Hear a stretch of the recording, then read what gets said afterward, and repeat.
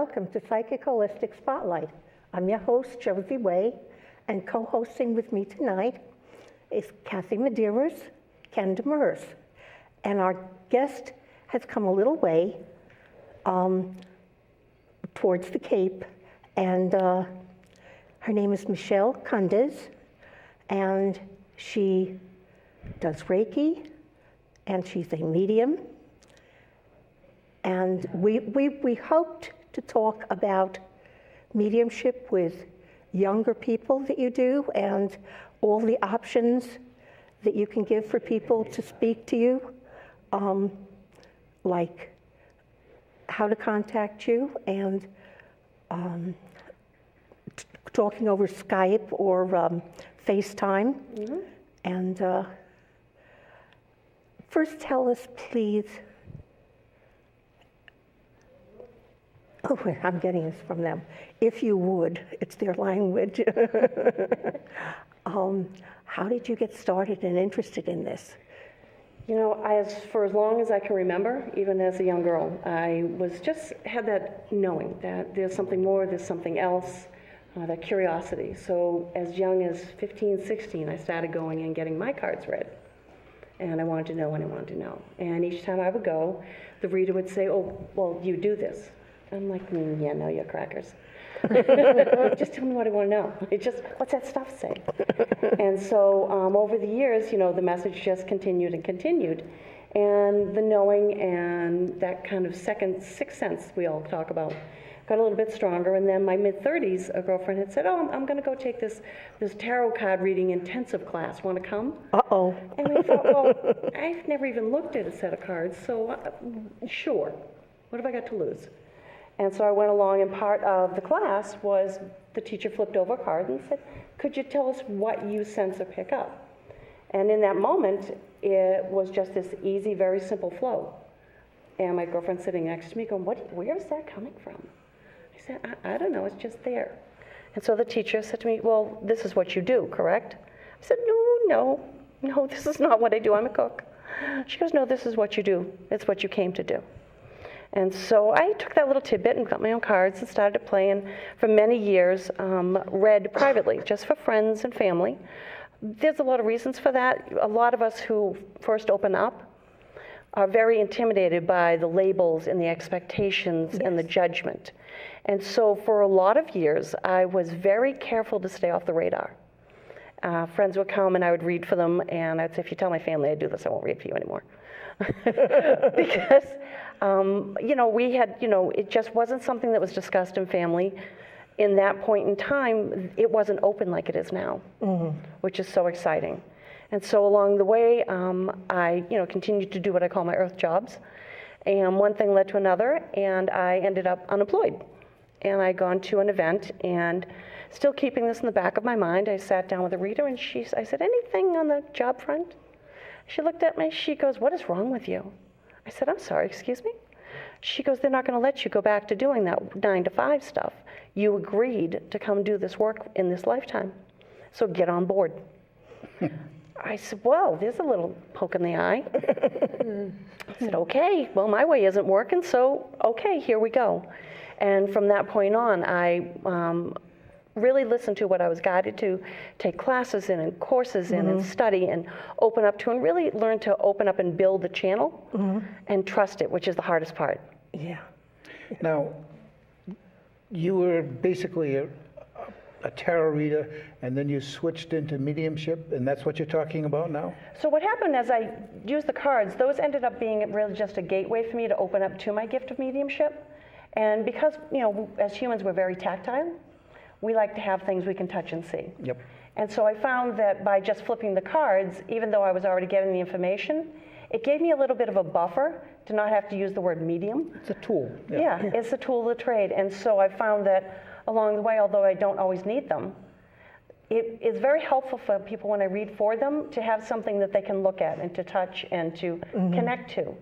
And it helps them to relax a little bit better, which makes the information flow a little easier. They feel people are more comfortable if you've got cards in front of you? A lot of people I've found along the way, because it's something tangible that they can say, oh, that's where the information from. So it lets them relax into it a little bit more, I've found, as opposed to, well, you're just hearing stuff and I don't know why you're hearing stuff.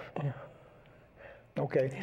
Now, what interested me when we were chatting earlier was your, I don't know if extensive use of the computer is a proper term, but you're obviously using the computer, and I think that's the wave of many people, especially the younger folks, that we would like to try and educate into other realities. Yeah, it really is, you know, it's the nice thing about having the internet, Facebook, Snapchat, all these other tools, is that it brings the information to a much larger group. How do people find you on the internet, and how do they find other sources of psychic, spiritual, mediumship on the internet? For the most part, truthfully, people just Google reader, you know, mediumship, That's all. healer. It really is that simple, and it will come up with a host of them, depending on what area you're in and what particular. Someone may Google Reiki practitioners. That's for beginners, yeah. You know, Which you also do. yes, I'm also a Reiki master teacher, and so they'll pull it up. And then, again, with the internet, there's sites like Yelp, and there's all these different review sites. And so people will go after, you know, sitting with someone who does the work we do, they may go and post and say, well, this was what my experience was, and then they share it. And so it gets it out there into that electronic, you know, technology realm where a lot of people can access it with just a click and a click. There's also a ton of classes being offered online these So days. if they go to Yelp to get reviews on somebody, or on some subject, I guess would be a better Yep. way to qualify it, in a particular area, and then they can Google that person to see what that person is doing, Yep, and a lot of times, online or in person, or yeah, both. or both. So they may, you know, say, look it up and say, oh, well, they're at this event. You know, if I'm at an event, and someone's, you know, kind of like, I want to see if I connect with her, if that's going to be a good fit for me, because it's all about energy. You know, if our energies don't fit and mesh, it makes it much more difficult to interact with each other. It's sort of like magnets. You know, one side fits really well together, the other side kind of gives you that push off. And so they may say, okay, well, there's going to be a big, huge fair. And they may come to the fair, much like the Healthy Living Expo that I was at last week. And they will have the opportunity to come in and sit with multiple readers in one day for What 10 or expo? 20 minutes. The Healthy Living magazine had an expo down in Plymouth last week. Oh, never heard of it, okay. So, and it's a large group, which is nice because it's sort of like a buffet of going in and being able to meet different people that do different light work. So there were readers doing, you know, angel card readings. There was a woman doing stone readings. There was myself, I was doing mediumship and angel card readings. It just depended on what they were looking for. So there was a really nice mix of different modalities for people to be able to kind of get a little sample of. Now, I'm watching you talk to me, and all of a sudden I had this thought, Akashic Records, is that something you do? It is one of the things I am working on becoming proficient at. I have a lovely woman who's been helping me and teaching me. The Akashic Records are really very cool. Yeah. So for those who don't know what the Akashic Records are, it is, for lack of a better way to put it, it is the history of our soul and all the experiences and all the agreements we've made with different souls along the way. Now, how do you, what's your distinction between the two? Between mediumship and the Akashic Records? Because some people that I talk to, they seem to be just doing mediumship, but they're doing it from an older spirit, as it would. You know, I think for a lot of us, all of us readers in the mediumship in particular, it's sort of like size 9 shoes. There's a million different makers and they all fit a little different. So in my experience, though I work with many different wonderfully gifted mediums, we all are connecting to the same information, but we might be getting it from a different source, meaning an angel or a guide or a loved one or the Akashic Records. I think at a certain point, it depends on what your personal interests are. We have one guy that comes on the show, Roland Comptos. Oh, he's fabulous. Yeah. Well, he's heart-centered. He He that's does what he wonderful does, work is with a just lot of for grief. that. Yeah. Grief. He's into grief. Yep, and he's into helping people navigate it, which is beautiful. Yeah. Yeah, I It mean, really is. some people get really hung up on grief. Yep, well, you know, the It's thing... easy. Yeah, it's hard to navigate, you know, for everybody. This culture labels grief as an end, and it's not an end. And from all the messages we get from Yeah. loved ones in spirit, And, I and you get messages from angels and other sources as well. As far as I'm concerned, grief, they're concerned about the person that has passed over, so they've got all this grief, and that's actually negative to the person that's passed over because they're keeping them from moving on. It's not helpful if it's very strong. I've seen a lot of very griefful people. We had shows on people that were grieving animals. Oh, yeah, it's very, people, their animals become their children and their family. And it's So love is love and grief is grief. I don't think there's, logic-wise, we can say, it's an animal, not a person. So how can it be the same for you? But I don't think we get to, for me and my awareness, we get to judge and define how deep that loss is for someone that has loved someone or something to that depth. Yeah, it's, I always see it as the grief is over losing unconditional love. That's, because what most of us grieve, even if we're not aware of it, is the feeling of separation from the divine. Most of us feel that loss. Yep, And we go through our lives trying to fill that void. Yep, and the other part of that too is down here, in this human condition, we grieve that we have through many cultures been taught, that's the end. We think that once that loved one's energy has left that physical body, we're never going to be able to hear from them again. And there's where I think a lot of that fear and regret and grief really compounds all on top of each other. And the stories that individual person perceives as loss and sorrow and lack. I have people make connection to me who I shared experiences with 100,000 years ago, in some cases millions of years ago. Yeah, I believe our souls travel many, many lifetimes, that we're constantly evolving. That's where, I tell people all the time, have you ever known something and you don't know why you know it, but you know it? Yeah. I said that for me, in my awareness, that's soul memories. Yeah, soul memories or a knowing that's been impressed upon you because you need to know it right now. Yep, that information, it's kind of a drop-in. And always grateful.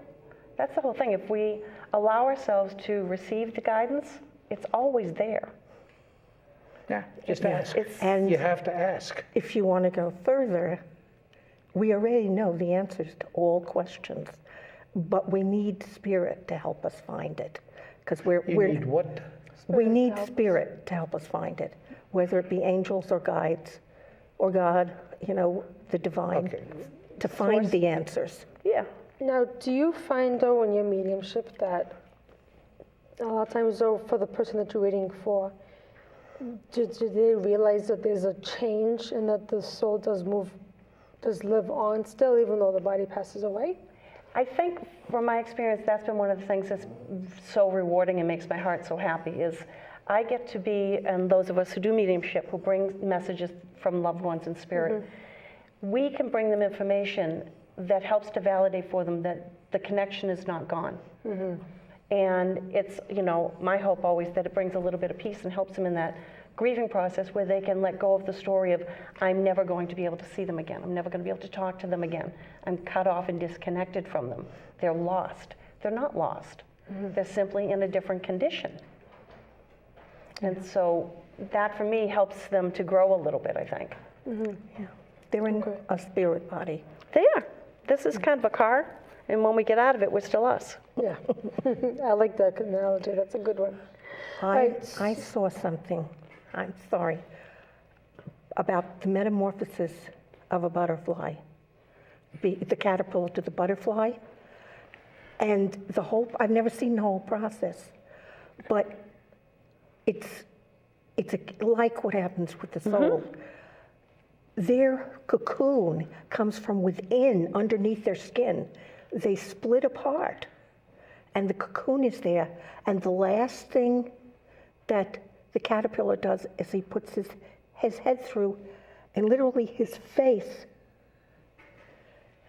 disappears.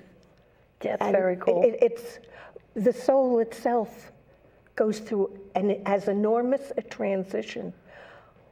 But people on the other side are celebrating the soul. Oh, absolutely.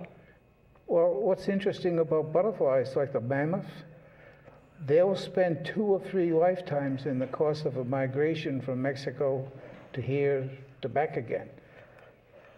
And it's like multiple lifetimes to do that one migration. It's Yeah. kind of interesting. They're amazing. And our souls are absolutely amazing. Oh, yeah. First of all, they take on these challenges. You know, I think we, as hard as it is to wrap our heads around, we pick the journey. Yes. And so for a lot of times people say to me, there's no way I picked this. I want to see the fine print. I was talking to one young man that was on the show, and we were talking about people picking their parents and picking their lifetimes. And in the course of the conversation, one of his friends had a serious birth-related illness, that hereditary. And he got so upset with the idea that that person could have possibly picked out all that suffering to learn life's lessons. Yeah. And I found that very interesting at the time. It is. It's a lot for most people to wrap their head around. And if you know, we all understand that there's more. Those of us who do this work and that are open to the possibilities. Yeah. And so for a lot of people, it's okay, I don't like it, but I get it. But for many people, depending on their journey and their experiences and what their stories are, you know, whatever their cultures are and stories are, it's very difficult to unlearn what you know to be your truth based on your family's journey and your belief system, and open up to the possibility that there is more, that this is agreed to, that this is all for us and not to us. A friend of mine was giving a lecture down one of the colleges, and I had gone down to keep him company, more or less. And there was one young man in the group who was in a wheelchair, and he asked a question of my friend's channel, of what was the story with him. And the answer that came back was that he had been in Boston, and a big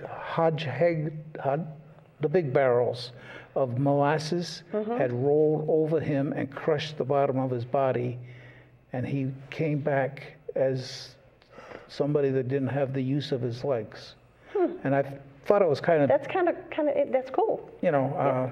I think we bring stuff with us, right? People that are deathly afraid of water or heights, and you can't explain it. Nothing makes any sense that in this lifetime that would help them understand where the fear began. Or nothing happened that was big enough. There may have been little hints at it. Yeah, but they are absolutely, and they can't tell you why they're afraid, and they are viscerally afraid. Now, there's another thing that when you have, when you're doing readings with people, sometimes you have unexpected events. Like, I think the divine has given us free will, and sometimes people use their free will too quickly and commit suicide. And God has to jump shift to start looking for people to fill in the voids and people to help them. And I've seen it in my own family, how God works. It takes a few years to get everything settled back down, but it is possible because there are many end times. Those are dates that you can choose to leave. And sometimes there is not enough provision to fill in the voids that are made. Some people know that as exit points. Yeah. Exit dates, entry and Yes. exit dates that we, we agree to. Yeah. Well, I think the people that commit suicide, I think they have to come back and learn the same lessons again. It's part of like fulfilling a contract. And They that do, that but impacts there's the no others rush. around them as well. Because it's going to be, from my perspective, is yes, that's part of their journey, but we're always connected to the whole. Yeah. So there's for me, I trust that there is a learning lesson and growth process for those who've been left behind and been a part of it as well. Yeah. Well, part of my belief is that if we were the flower pot, and that was the issue, we're going to come back with a lifetime from all different sides of that issue. To give you the awareness from all perspectives. Yeah, if you're the causer of the problem, if you're the solver of the problem, if you're someone looking at the problem, you're part of the problem, all the different sides of an issue, you're going to have, it might be a Experience at some small point. part of your lifetime, but you're going to experience those. Yeah. Yeah, I agree. This, for me, for my awareness, this is all about soul's journey. To learn and grow and adapt and teach and find that Yeah, now you Peace teach, in the journey. you teach young Yeah, people as well as let's get back to the older internet people. teaching part. That's interesting. Yeah, so right now, most of my classes are in person. So I offer classes, a lot of beginner classes, because I feel if we can give enough people the tools, or at least the window to open the thought process, then we have a much better chance of seeing people grow and take on their own, their own spirituality, open up on their own level to whatever is their higher power. Here's a question for you. You maybe never ever thought of this. You teach person A. Does it spread to other people from that person? Oh, I certainly A hope so. ripple, sure. Oh, I certainly hope so. Absolutely. Someone had said to me, "Can I teach my friend what I learned in your class?" I said, "Absolutely. Why wouldn't you? You have knowledge to share. If it's going to help them on their journey, share it." Yeah. Because I think that's what we're supposed to be doing. Yes. And That's so why we do this show, as far as I'm Yeah. concerned. share the knowledge, share the wisdom. It makes the journey easier. So that's one of the reasons I love teaching the beginner crystal class or the beginner card class for guidance, pendulum class. I teach a class that it does the chakra system and how to connect the different angels with that particular chakra. When you say crystal class, Mm-hmm. is that one class or a series of classes? So right now there's a beginner's basic class where we come in and the students I give them their crystals and we learn about the power of the crystals and their energy and how to work with them. I got a rock. He walks Oh around. yeah, my husband's got his rocks in his pocket too. Oh, no, I That's tell, beautiful. I tell him I got rocks in my head. Yeah, that's gorgeous. What does that little rock teach us? This is all about, this is dual. It can point you in the right direction. It can also bring you clarity. It's really powerful because it's double tipped, as you can see on both ends, 2% of the crystals are double terminated. which is beautiful. It's really powerful. It's got all these great, if you look inside, you can see all this little history and information. I like the little diamond on the side of it. Yeah, One- it's one of really the cool. facets, I don't know. And crystals have their own energy and their own vibration. They're a living creature, and they're part of Mother Earth. Do you communicate with the crystals? Oh, I always ask them for help and guidance. What does this one say? Putting you on the spot. Yeah, but that's okay. What I'm picking up immediately is, please know that what you anchor me with is what I'm going to project for you. So a lot of that with clear quartz crystals, I found that clear quartz in particular amplifies whatever we happen to be having as our intention, heart-sourced intention. I have no idea what that would be. So, that's, I it's heard really a little cool. something too. Yeah. Without touching it, I just got a one-word thing. For you, it's about improving your balance. Yeah. And that's the physical, mental, emotional, and Yeah, spiritual. a lot of people think I'm unbalanced. Yeah, a lot of people think a lot of us are unbalanced. So if someone wants to take a class from you or get a reading from you, how The easiest way they can get a hold of me is either through my website, readingsbymk.com. Say that again, slow. Sure. Readingsbymk.com. They can find me on Facebook as Readings by Michelle. They are more than welcome to call me direct, and that's 781-630-2808. I also do text messaging. I am happy to do phone readings and FaceTime. So that's always nice. I do a lot of spiritual guidance over the phone You as well. also do Reiki. Yes, I love teaching Reiki. Do you mix it with mediumship sometimes? When I'm doing a session, if the information comes through, the way my Reiki sessions work is whatever I'm guided to share with that particular client. If I have a message from loved one or their guides or angels, I'm going to make sure I facilitate that conversation. I also work with the crystals. I'm also trained in multiple modalities of energy work. So I work with crystals, integrated energy, selenite wand therapy, magnified healing. And so during a Reiki session with me, I combine whatever I'm guided to use as opposed to creating separate appointments for each individual thing. It's whatever that client needs for their highest best. That's where my focus is. We've come to the end of the show. I got a quick question. I have to say thank you to everybody. Thank you, and thank you for viewing us. All right, quick question. Do people get more benefit from meeting you in person than from getting a reading over the computer or whatever? The phone. You know, I think you always get exactly what you're supposed to get. Energy is everywhere, regardless of whether or not you're directly in front of me or across the phone. I'm still tapping into the same source of energy, and so are you. So But does I it trust that mean it'll. more to them? You know, that's an individual thing. Some people aren't comfortable sitting with someone in private. They Oh. feel like they're in more control in their own space and more Never relaxed. heard that before. And others, they want to be there. They want to, reach over and go, hi, and thank you, and things like that. Yeah. So it really is individualized. Whatever's for their highest and best, I trust, is always the way it will play out. That's all we can ask for, right? Absolutely. Come by and have a reading with Michelle, and you don't know if you will get just a reading. Do you pick out the cards, or they pick out? They do. They pick out They the do. cards. Your own How do they vibration. do that over the computer? Oh, when we're over the phone, I pick for them. So in distance reading, I will pick the cards for them. I ask Spirit to guide me for their highest and best and with their energy. And so that way, when we're doing that type of reading, a distance reading, I will be actually just using their energy through me to pick the cards that are for their highest and best. Yeah. I always trust the guidance.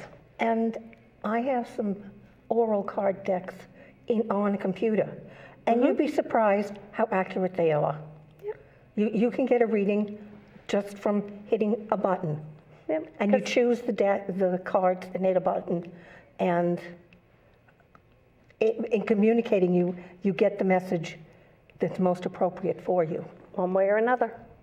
Absolutely. If you ask for the guidance, you'll get it. Just be open and trust it. Even we mediums need messages now and then. Everybody For needs ourselves. Everybody needs It's a a little backup. wonderful hobby, I might say. It's definitely more than just a hobby, it's definitely a way of life. It is. It is. Thank you for Maybe for you. Thank you for joining us this evening. We have time for one more question, it seems. Let's make one statement. One short. This is probably short story. about the beginning of our 31st year doing this. Pretty How close. cool is that? Yeah. Pretty close. That's This is very about the cool. time of year we started. Yeah. That's really cool. I'm excited to have had the opportunity to sit with all of you. Do you have any stories that you've seen healing and results with somebody? Oh, my goodness. Or it's too many. There really are a ton of them, but just recently I had a woman who came for a reading, and I got that message that you've met her before, and I had read her, it turns out, several years prior, and she was not in the program yet, as she said. She was not sober. And so Spirit guided her back to me. And so when we sat this time, she was really able to absorb a lot of healing. And she got messages from her dad, which really helped a lot of childhood healing and things right in that moment. And so she felt much lighter and more healed when she left. And so it's such an honor to be able to be the loudspeaker for Spirit for that. And that's really what it's all about. Yeah. And we also, when you're doing readings, do other things for people that are in the room with us. We tend to burn a candle, have some aromatherapy. Yep, set the diffuser in air, intention, some Palo Santo, make sure that they're clear, and we do our best to get them, in that place where they're open and able to receive. Yes. Well, come enjoy a reading at any time. Yep. And online or direct. Yep, and I'm And- located in Weymouth, car. Mass. At 63 Winter Street in Weymouth, Mass. So please, I hope you reach out to me or to any other reader who's heart-sourced. Yes. You're doing all